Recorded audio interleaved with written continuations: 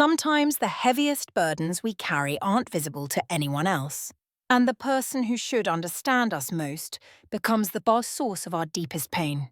My name is Michael. I'm 43 years old, living in Denver, Colorado, and this is the story of how I lost myself trying to save a marriage that was slowly destroying me. I still remember the woman I fell in love with 15 years ago. Sarah was vibrant and full of dreams. Her eyes sparkled when she talked about her future plans, about the life we would build together. She had this way of making everything seem possible, like the world was just waiting for us to reach out and grab what we wanted. Those early days were magical. We would stay up until 3 in the morning talking about everything and nothing, planning our future while eating cold Chinese takeout on the floor of our tiny apartment in downtown Denver. Back then, Sarah worked as a receptionist at a dental office, and I was just starting my career as a project manager at a tech company. We weren't rich, but we were happy, or at least I thought we were. Looking back now, I wonder if there were signs I missed, little moments that should have told me what was coming. But love has a way of putting blinders on us, doesn't it? We see what we want to see, believe what we need to believe to keep the dream alive. Sarah used to tell me how much she admired my work ethic, how she loved that I was ambitious and driven. She would massage my shoulders after long days at work and tell me that together we could accomplish anything. I believed her. God help me, I believed every word. The changes started gradually, so slowly that I didn't notice them at first. About 3 years into our marriage, Sarah started talking about going back to school. She had always regretted not finishing her degree, and I wanted to support her dreams the way she had supported mine.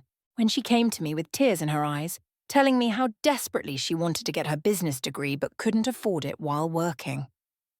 My heart broke for her. She had this whole presentation prepared showing me how, if she could just focus on school full-time for 4 years, she could graduate and get a job that would double our household income. The numbers made sense, the plan made sense, and more than anything, I wanted to be the kind of husband who helped his wife achieve her dreams. So I did what I thought was right. I took on extra projects at work, started freelancing on weekends, and eventually picked up a second job doing overnight inventory at a warehouse. Those were brutal years, I won't lie to you. I would work my regular job from 8 to 5, come home for a quick dinner that Sarah usually had waiting, then head to the warehouse from 10 at night until 6 in the morning. On weekends, I freelanced, writing code and managing projects for small businesses. I averaged maybe 4 hours of sleep a night, but I kept telling myself it was temporary, that it was an investment in our future. Sarah would graduate, get a great job, and then we could both relax a little, maybe even start the family we had always talked about. During those years, I watched Sarah transform. She threw herself into her studies with a passion I had never seen before, spending hours at the library, joining study groups, networking with professors and other students. She would come home excited about what she was learning, talking animatedly about business strategies and market analysis. I was exhausted, but seeing her so engaged and happy made it feel worthwhile. She graduated with honors, and I was so proud of her. I remember sitting in that auditorium, running on 2 hours of sleep, tears streaming down my face as she walked across that stage.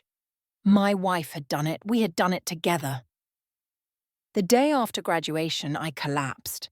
My body just gave out from years of pushing too hard, and I ended up in the emergency room with severe exhaustion and dehydration. As I lay in that hospital bed, IV drip in my arm, I thought, finally we could return to normal. Sarah could start working, I could go back to just one job, and we could begin building the life we had sacrificed so much for. But that's not what happened. Sarah came to visit me in the hospital, and I'll never forget the conversation we had. She sat on the edge of my bed, held my hand, and told me she had been doing a lot of thinking. She said that after all those years of studying child development as part of her business courses, she realized what she really wanted was to be a stay-at-home mother.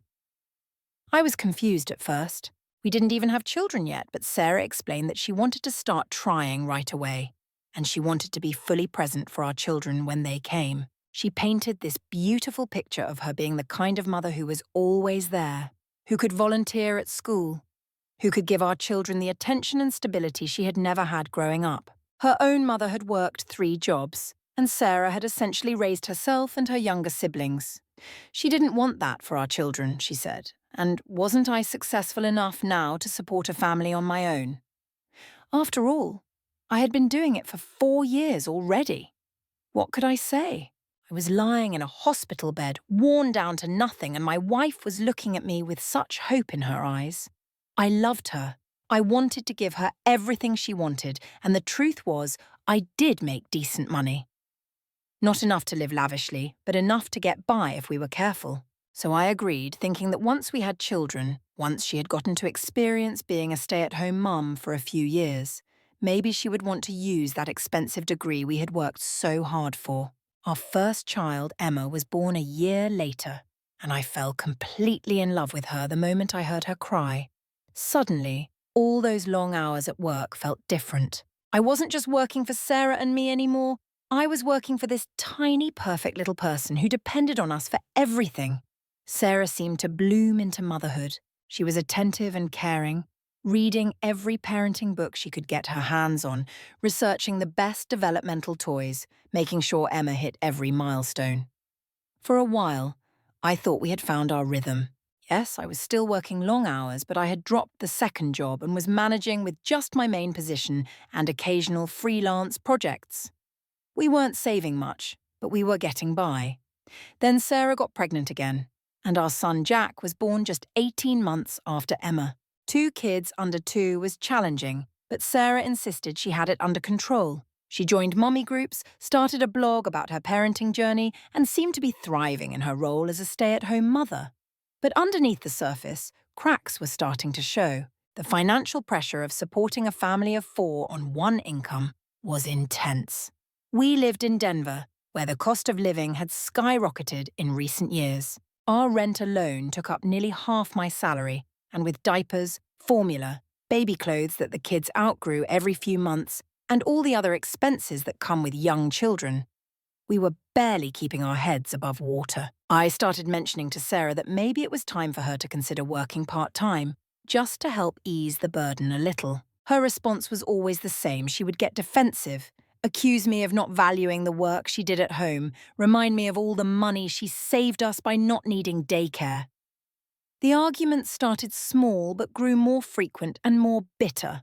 I tried to approach it diplomatically, showing her our budget, explaining that we were 1-car repair or medical emergency away from serious trouble.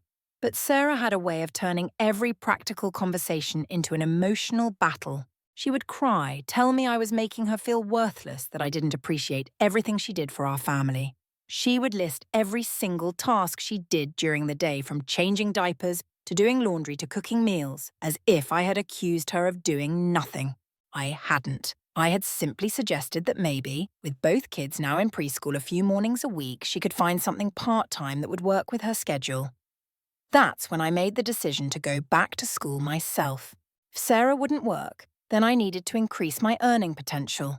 I enrolled in an online master's program in business administration, studying late at night after the kids were asleep, writing papers on my lunch breaks, taking exams on weekends.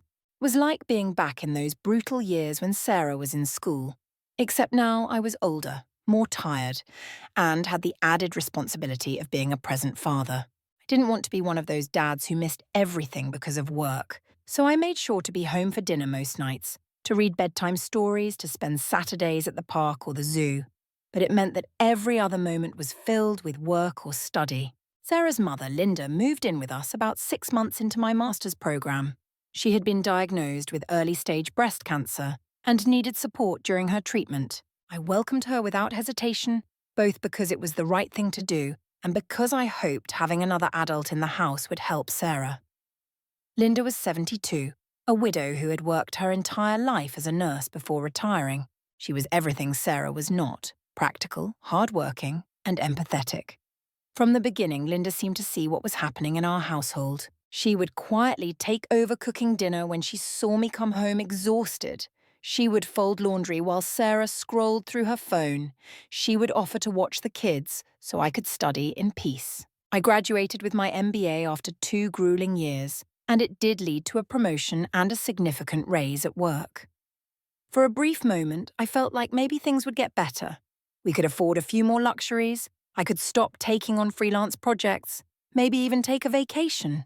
Somehow, our expenses seemed to grow to match my new income. Sarah decided the kids needed to be in a more expensive preschool, one that offered Mandarin lessons and organic meals. She joined a more exclusive mummy group that met at expensive restaurants for lunch. She started getting weekly manicures and monthly spa treatments, insisting that self-care was essential for her mental health as a stay-at-home mum. I tried to be understanding, I really did. I knew being home with young children was challenging, that Sarah needed outlets and ways to recharge, but I was drowning in responsibility while she seemed to be floating through life. I would come home from a 50-hour work week to find the house a mess, the kids parked in front of the TV and Sarah on the couch texting with her mum group about their latest drama. Linda would be in the kitchen, trying to prepare dinner with her arthritis-gnarled hands because Sarah had been too busy to think about what to feed the family. When I would gently ask Sarah about her day, suggest that maybe we could work together to create a better routine, she would explode. The gaslighting was subtle at first. Sarah would tell me I was imagining things, that the house wasn't that messy, that the kids had only been watching TV for a few minutes, that she had been busy all day with important tasks I couldn't possibly understand. She would turn my concerns around on me, saying that if I was so unhappy with how she ran the household, maybe I should quit my job and do it myself. She knew I couldn't do that, knew that I was trapped by the very responsibility I had taken on to support her dreams. When I pointed out that I did most of the cooking and cleaning despite working full-time, she would laugh bitterly and say that was nothing compared to the emotional labor she carried. The emotional labor argument became her favorite weapon. According to Sarah, she was constantly managing the mental load of our family, remembering doctor's appointments, keeping track of shoe sizes, knowing which kid liked which foods, maintaining relationships with teachers and other parents. The fact that I was the one who actually took the kids to most of their appointments, that I was the one who attended parent-teacher conferences because Sarah found them stressful, that I did the grocery shopping because Sarah couldn't be bothered to make a list, none of that mattered. In her version of reality, she was Atlas holding up our world, while I contributed nothing but money. Linda tried to mediate sometimes, gently suggesting that we were both working hard in different ways and needed to support each other.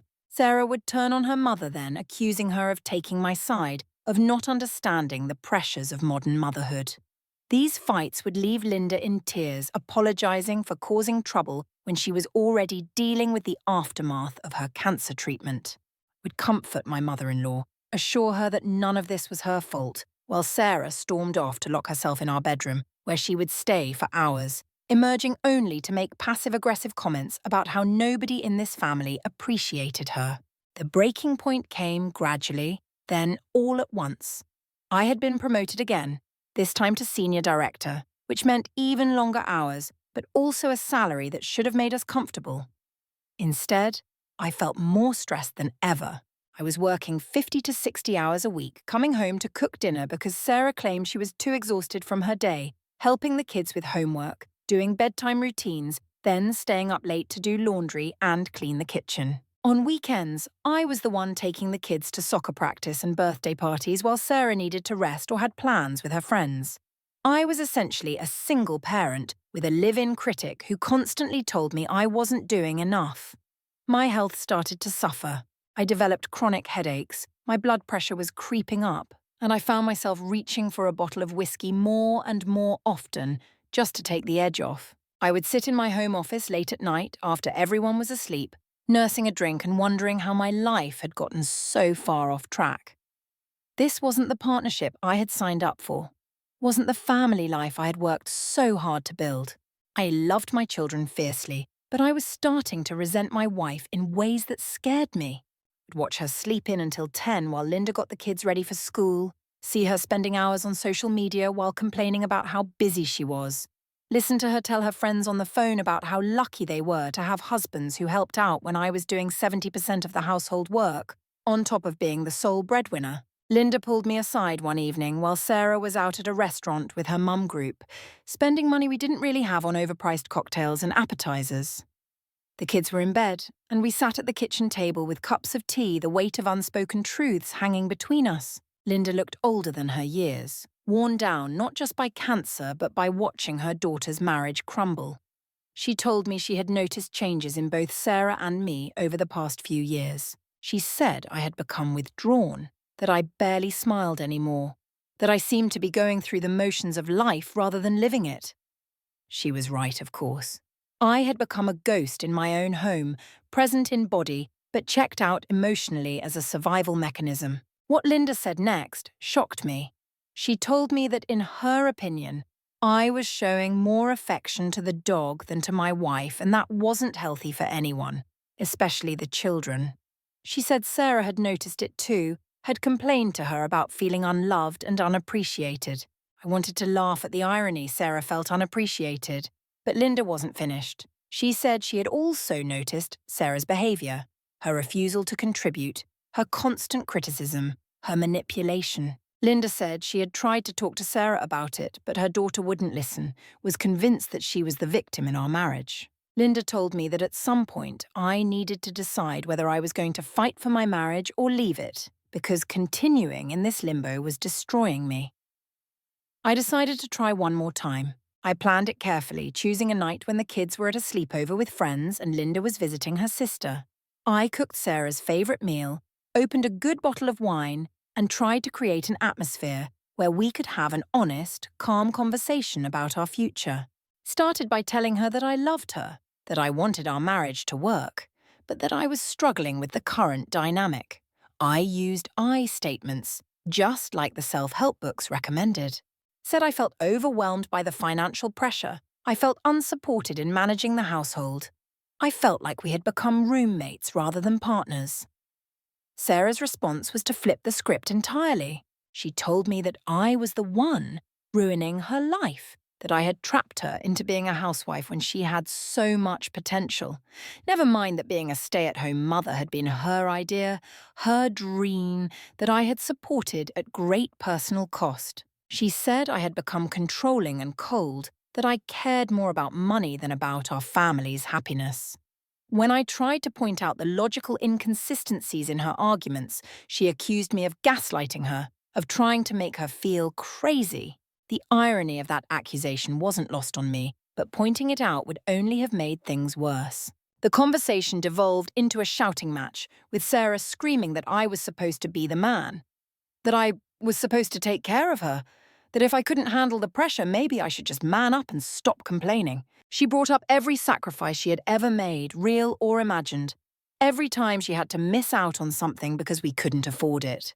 Every moment she felt I had failed to appreciate her. When I finally broke and told her that maybe she should get a job if she was so unhappy with our financial situation, she laughed in my face and said that after 8 years out of the workforce, who would hire her? Besides, she added with venom in her voice, she worked just as hard as I did, harder even, and if I was too stupid to see that, it was my problem. That night, something inside me broke. I realized that I had been holding on to a version of Sarah that no longer existed, maybe had never existed outside of my own desperate need to believe in our love story. The woman I had married, the one who had dreams and ambitions and partnership in her heart, was gone, replaced by someone I didn't recognize. Or maybe she had always been this person, and I had just been too blind or too in love to see it. Slept in my office that night, staring at the ceiling and wondering how much longer I could keep pretending everything was fine. The next few weeks were a special kind of hell. Sarah alternated between pretending nothing had happened and making passive-aggressive comments about my inadequacy as a husband. She would be sweet and affectionate when she wanted something, usually money for some unnecessary purchase, then turn cold and critical when I suggested we needed to stick to our budget. She started telling the kids that Daddy was too busy for them, even when I was right there trying to engage with them. She would make plans that involved me without asking, then act hurt and angry when I couldn't drop everything to accommodate her schedule. It was like living with someone who was deliberately trying to drive me insane. I started documenting everything, every conversation, every incident, every time I came home to find Linda doing the work Sarah should have been doing. I opened a separate bank account and started putting away small amounts of money, knowing that if this marriage ended, I would need resources to fight for my children. I consulted with a divorce attorney on my lunch break, sitting in my car in a parking garage, so no one from work would see me. The attorney, a woman named Patricia who had seen it all in her 30 years of practice, listened to my story with a mixture of sympathy and frustration. She told me that in our state, I could expect to pay alimony despite Sarah's refusal to work, that I would be lucky to get 50-50 custody despite being the more involved parent, that the house I paid for would likely be sold with the proceeds split equally despite Sarah never contributing a dime. The thought of losing my children even part of the time was unbearable. Emma was 7 now, a bright, sensitive girl who loved to read and ask endless questions about how the world worked. Jack was 5, all energy and laughter, obsessed with dinosaurs and soccer. They were the lights of my life. The reason I got up every morning and faced another day of this farce I called a marriage. The idea that Sarah, who couldn't be bothered to make them breakfast most mornings, might get primary custody simply because she was their mother and didn't work outside the home made me physically ill. But Patricia assured me that if I documented everything carefully, if I could prove that I was the primary caregiver despite working full-time, I might have a chance at a better arrangement. Things came to a head, as they always do, at the worst possible moment. It was Father's Day and Sarah's family had organised a barbecue at our house. My brother-in-law Tom was there with his wife and kids. Sarah's father had driven up from Colorado Springs. And of course, Linda was there, having spent the morning helping me prepare food because Sarah had slept until 11 and then needed 2 hours to get ready. The kids had made me cards at school, beautiful handmade creations with their handprints and crayon drawings that I would treasure forever. But Sarah treated the day like any other, scrolling through her phone while everyone else helped set up, complaining about the heat, the food, the fact that we were using paper plates instead of real ones. I was standing at the grill with Tom, talking about our kids' upcoming school activities. Emma had a dance recital coming up, and Jack was starting T-ball, and I was excited about being there for both. Tom mentioned that he had seen me at the school's Donuts with Dad event the previous week. Said it was great that I could make time for things like that despite my busy work schedule. That's when Sarah, who had apparently been listening from her chair 10 feet away, decided to interject. She laughed, that bitter, mocking laugh I had come to dread, and said loud enough for everyone to hear that it wasn't like I did anything anyway, so of course I had time for school events. The entire backyard went silent. My father-in-law stopped mid-conversation with Linda. Tom's wife, Maria, looked like she wanted to disappear into the ground, and the kids, who had been playing on the swing set, seemed to sense that something was wrong. I stood there, spatula in hand, feeling the eyes of everyone on me as years of suppressed rage and hurt bubbled to the surface. But I couldn't explode, not in front of my children, not on Father's Day. So I did what I had become expert at doing. I swallowed my feelings and tried to deflect.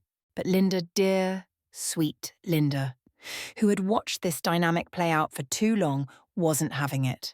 She looked at Sarah with a mixture of disappointment and anger I had never seen on her face before, and said, quietly but firmly, that if Sarah truly felt that way, maybe one of us should file for divorce.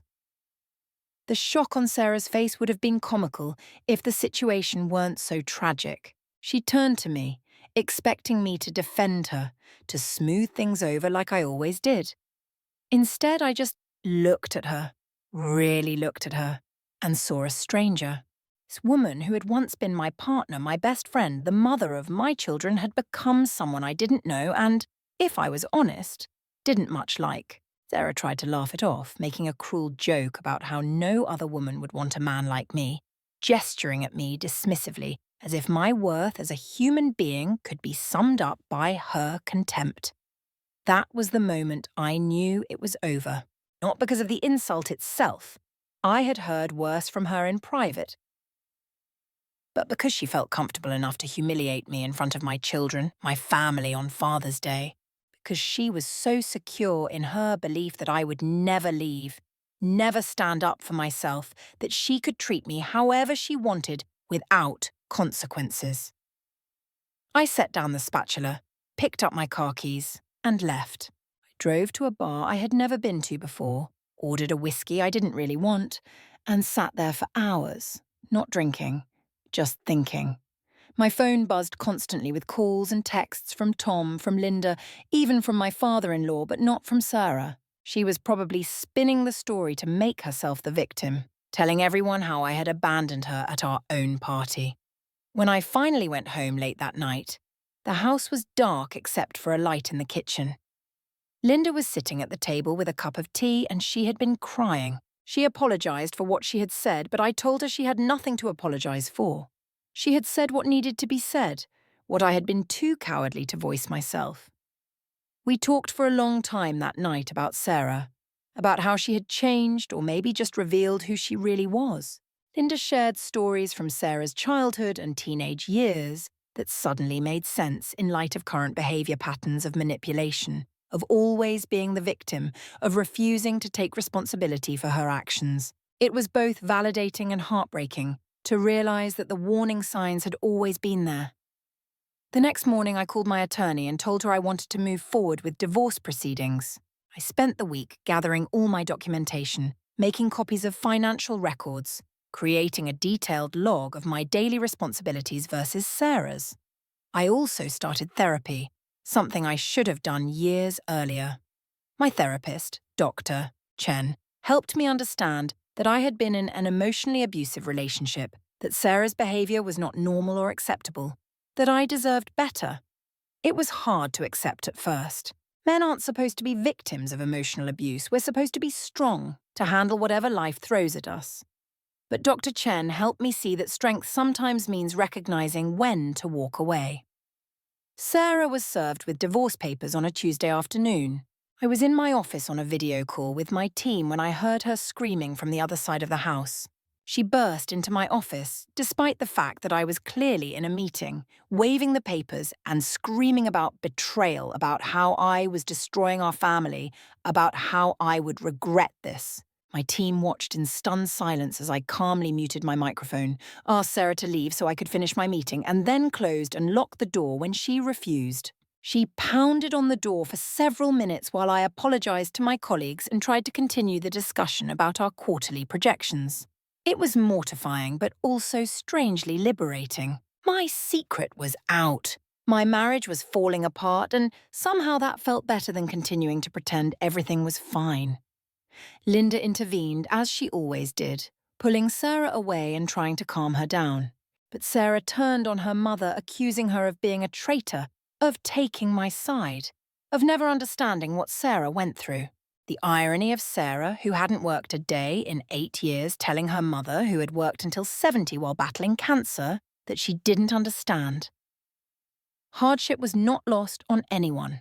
Linda, with more grace than Sarah deserved, simply told her daughter that she loved her but couldn't support her behavior anymore. She said she would continue to live with us until the divorce was finalized to help with the children, but that Sarah needed to take a hard look at herself and her choices.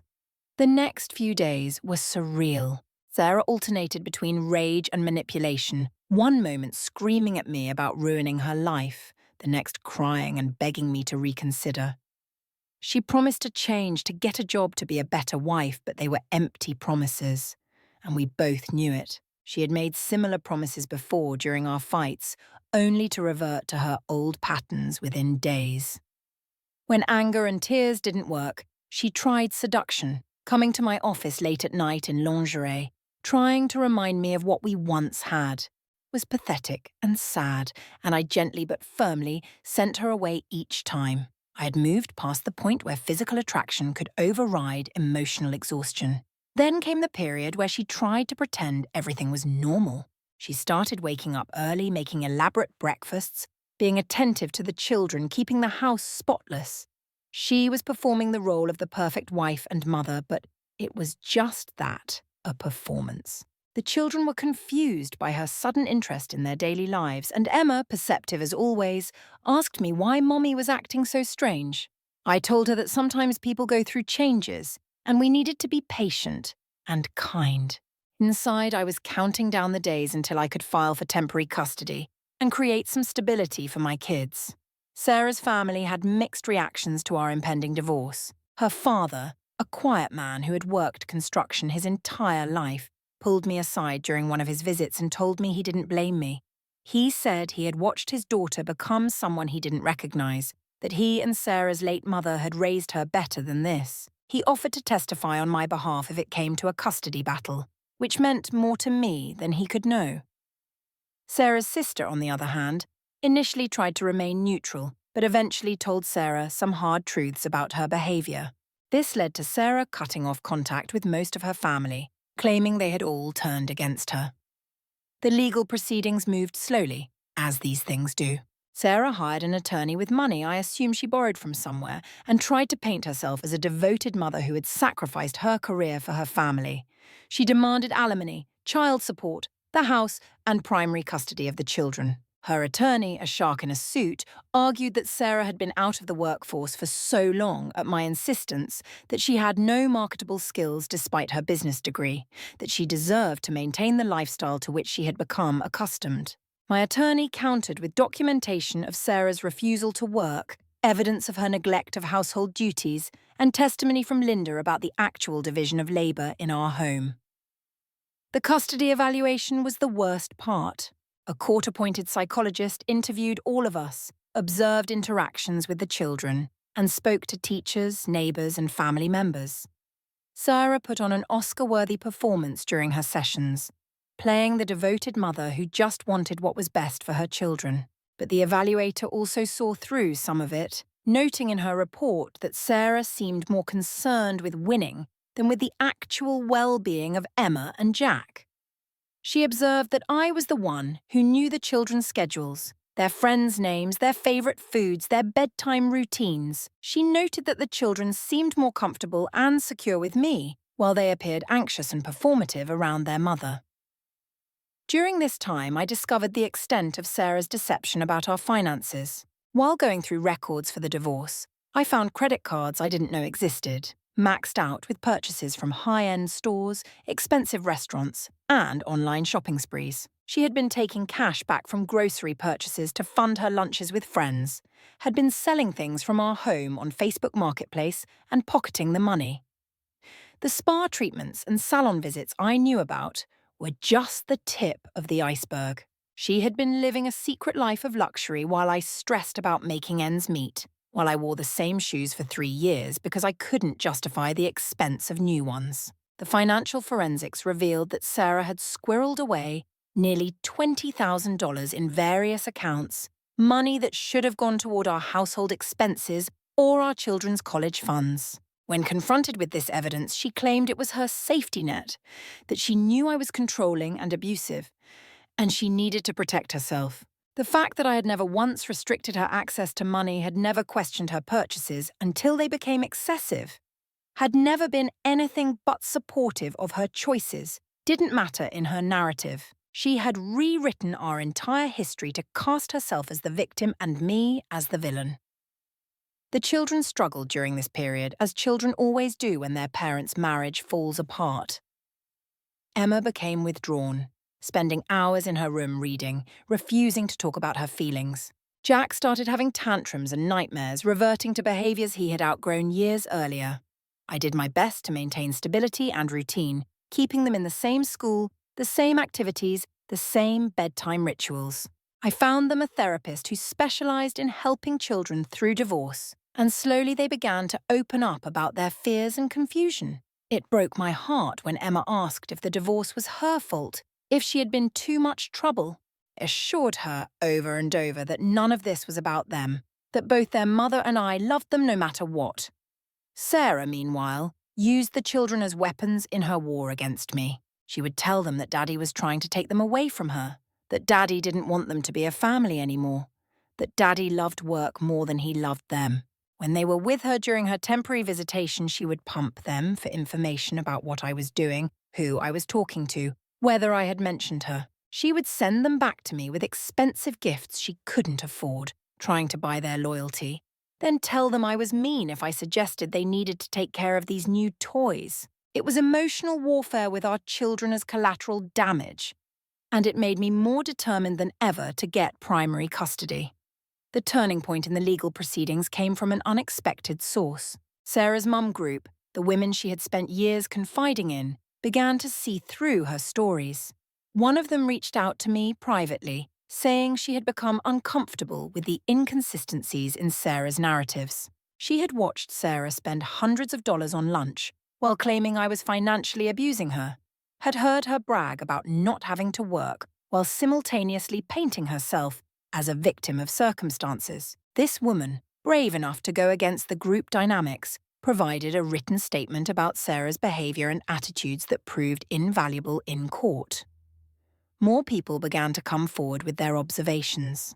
The children's teachers talked about how I was always the one to sign permission slips, attend field trips, and respond to school communications. The neighbours mentioned how they would see me doing yard work on weekends while Sarah sat inside, how I was the one teaching Jack to ride his bike, helping Emma with her science fair projects. Our paediatrician noted that I was the one who brought the children to appointments, who knew their medical histories, who asked informed questions about their health and development. The portrait that emerged was clear that I was the primary parent despite working full-time, while Sarah was present in body but absent in engagement. The final custody hearing was brutal. Sarah's attorney painted her as a martyr who had given up everything for her family, while my attorney methodically presented evidence of her neglect, financial deception, and emotional manipulation. The judge, a woman in her 60s who had clearly seen every type of family dysfunction, listened carefully to both sides. She asked pointed questions about Sarah's plans for employment, about her daily routines with the children, about her understanding of their educational and emotional needs. Sarah fumbled through her answers, falling back on emotional appeals rather than concrete facts. When asked about Emma's reading level or Jack's food allergies, she gave vague responses that showed how little attention she had paid to the details of their lives. In the end, the judge awarded me primary physical custody, with Sarah getting every other weekend and one evening per week. The decision was based on the best interests of the children, the judge said, noting that while Sarah clearly loved her children, love alone wasn't enough. Children needed stability, routine, and a parent who was actively engaged in their daily lives. She ordered Sarah to seek employment within 6 months and to attend parenting classes. There would be no alimony given Sarah's employability and her deception about finances. Child support would be calculated based on the custody arrangement and both our incomes once Sarah found work. The house would be sold, with proceeds split after paying off the hidden debts Sarah had accumulated. Sarah's reaction to the ruling was predictable. She collapsed, but I felt instead she would take the children to school when I had early meetings, would be there when they got home so they didn't have to go to after-school care, would help with homework and dinner preparation. But more than that, she provided the maternal warmth that Sarah had withheld, hugging them when they were sad, celebrating their small victories, listening to their stories with genuine interest. Sarah's visits with the children were initially challenging. She would return them late, hyped up on sugar and with their routines disrupted. She would make promises she couldn't keep about trips to Disneyland or new gaming systems, then blame me when these promises fell through. But slowly reality began to set in for her. Without me to blame for everything, without the cushion of my income to support her lifestyle, she had to face the consequences of her choices. She moved in with her sister temporarily, got a job as a receptionist much like the one she had when we met, and began to understand what it meant to support herself. I'd like to say that she transformed, that hitting rock bottom made her see the error of her ways. But that's not how life works. Sarah remained Sarah, still prone to playing the victim, still trying to manipulate situations to her advantage. But she became more manageable, perhaps because she no longer had the energy to maintain her previous level of warfare. She would still make snide comments during exchanges, still try to guilt the children into taking her side, but it was half-hearted, like she was going through the motions of a role she no longer fully believed in. The children adapted, as children do. Emma found her voice again, becoming more confident and outspoken. She joined the drama club at school, channeling her emotions into performance in a healthy way. Jack's tantrums subsided as our routines stabilized, and he threw himself into sports with enthusiasm. They still loved their mother, still looked forward to their time with her, but they also understood on some level that our house was their real home, the place where they felt safe and seen. They stopped asking when Mommy was coming home, stopped hoping we would get back together. It was heartbreaking and healing at the same time. I found myself slowly rediscovering who I was outside of the roles of husband and provider. I started running again, something I had given up years earlier because there was never time. I joined a support group for divorced fathers, finding comfort in sharing stories with men who understood what I had been through. I reconnected with old friends I had lost touch with during the years when Sarah controlled our social calendar. Even started dating again, tentatively, carefully, with the full knowledge that I had a lot of healing to do before I could trust someone with my heart again. But for the first time in years, I felt hope for the future. Looking back now, I can see all the red flags I missed or ignored. The way Sarah always positioned herself as the victim in every story from her past. The way she could never take responsibility for anything, always finding someone else to blame. The way she used emotions as weapons, tears as manipulation, anger as control. The way she isolated me from support systems, making me feel guilty for spending time with friends or family. The way she moved the goalposts constantly, so that no matter what I did, it was never enough. These were patterns that existed from the beginning, but I was too in love, too optimistic, too determined to make things work, to see them clearly. I've learned so much from this experience. I have learned that love isn't enough to sustain a relationship if there's no partnership, no mutual respect, no shared responsibility. I've learnt that staying together for the children can sometimes do more harm than good if it means modelling an unhealthy relationship. I've learnt that being a good father sometimes means making hard choices that your children won't understand until they're older. I've learnt that it's possible to grieve the loss of a marriage while still knowing that ending it was the right decision. Most importantly, I've learned that I am stronger than I ever knew, capable of surviving things I once thought would destroy me. My story isn't unique. There are countless men and women trapped in similar situations, slowly dying inside while trying to hold their families together. If you're reading this and recognizing your own life in my words, I want you to know that you're not alone.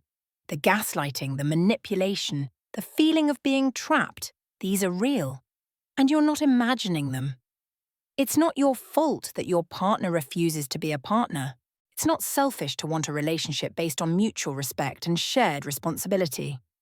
It's not wrong to protect yourself and your children from emotional abuse, even if that abuse doesn't leave visible bruises. Today, my life looks completely different than it did 2 years ago when I finally found the courage to leave. The house is smaller but filled with laughter. The budget is tighter but managed honestly. The responsibilities are greater but shared with people who actually help Linda. A babysitter I trust, friends who step up when I need them. Emma and Jack are thriving, not just surviving. They see their mother regularly and love her, but they also see a father who is present, engaged, and at peace. They're learning what healthy relationships look like through my interactions with others, through the boundaries I've set, through the respect I demand and give in return. Sarah and I communicate only about the children now, brief, business-like exchanges that focus on logistics rather than emotions. She's still trying to find her way, still struggling with the reality she created for herself. I've stopped feeling guilty about her situation, stopped taking responsibility for her choices. She had every opportunity to be a partner, to contribute to our family in meaningful ways, to grow and change with me. She chose not to, and that's not my burden to carry anymore. I hope she finds happiness eventually, not for her sake, but for our children's. They deserve to have 2 healthy parents, even if those parents can't be together. The financial situation has stabilized without the hidden drains Sarah created. Yes, maintaining 2 households is expensive, and child support is a significant monthly expense. But at least now I know where the money is going. There are no more surprise credit card bills, no more mysterious cash withdrawals, no more arguments about necessary expenses while she spends freely on luxuries. I can save for the children's college funds, can plan for retirement, can occasionally splurge on something without guilt. It's not about the money itself, but about the peace of mind that comes with financial transparency and responsibility. Linda's health has improved dramatically without the constant stress of living in a war zone. She's joined a senior centre where she's made friends, taken up watercolour painting, and even started dating a nice widower she met at her cancer support group. She still helps with the children, but as a grandmother should, out of love and choice, not obligation. Watching her bloom in this new phase of life has been one of the unexpected joys of this journey. She tells me often that she's proud of me for having the courage to do what she never could, leave a toxic relationship and build something better. I'm in therapy still, working through the layers of damage that years of emotional abuse created. Dr. Fatita Chen has helped me understand patterns from my own childhood that made me vulnerable to someone like Sarah, the need to be needed, the belief that love meant sacrifice, the fear of abandonment that kept me in an unhealthy situation far too long. It's hard work, digging into these deep wounds, but necessary. I don't want to carry this baggage into future relationships. I don't want my children to repeat my mistakes. I want to break the cycle and create a new legacy. One based on healthy boundaries, mutual respect, and genuine partnership. The hardest part has been forgiving myself for staying too long, for exposing my children to such dysfunction, for losing myself so completely in trying to save someone who didn't want to be saved. But forgiveness, I'm learning, isn't about saying what happened was okay. It's about releasing the hold the past has on you so you can move forward. I forgive my younger self for not knowing better, for believing love could conquer all, for trying so hard to make something work that was fundamentally broken. That version of me did the best he could with the knowledge and tools he had at the time. If I could go back and talk to the man I was 15 years ago, standing at that altar full of hope and dreams, what would I tell him? Pay attention to actions, not words. Love yourself as much as you love others. Know that you can't save someone who doesn't want to be saved. Understand that children need happy parents more than they need married parents. Remember that partnership means both people pulling their weight, not one person carrying the entire load while the other criticizes their technique. But would he have listened? Probably not. Some lessons have to be learned through experience, no matter how painful. Now, as I wrap up this story that has taken so much courage to tell, I want to leave you with this: being alone is not the worst thing that can happen to you. Being in a relationship where you're slowly disappearing, where your contributions are dismissed, where your pain is minimized, where your reality is constantly questioned. That's far worse than solitude. Being a single parent who is present and engaged is better than being a married parent who is broken and exhausted. Your children will thank you someday for showing them that it's okay to leave situations that are harmful, that self-respect matters, that love should lift you up, not tear you down. The sun is setting now as I finish writing this, and I can hear Emma practicing her lines for the school play in her room while Jack builds elaborate Lego creations on the living room floor. Linda is in the kitchen making her famous chicken soup, and the dog is curled up at my feet, content in the peace of our little household. It's not the life I planned, but it's a good life. An honest life. A life where everyone contributes and everyone matters. Sarah took a lot from me. My trust, my confidence, years of my life. But she didn't take my ability to love, to hope, to build something better from the ashes of what was lost. And for that, I am grateful. To anyone reading this who sees themselves in my story, know that there is light on the other side of this darkness. It won't be easy. The path through divorce and single parenthood is fraught with challenges I haven't even touched on here, but it's worth it. You deserve to be with someone who sees you, who values you, who works alongside you to build a life together. Your children deserve to see what healthy relationships look like. And if that means being alone for a while, or even forever, that's okay too. Because being whole and alone is infinitely better than being broken in a relationship that slowly kills your spirit. Take it from someone who almost lost himself completely. You are stronger than you know, and you deserve so much more than crumbs disguised as a feast.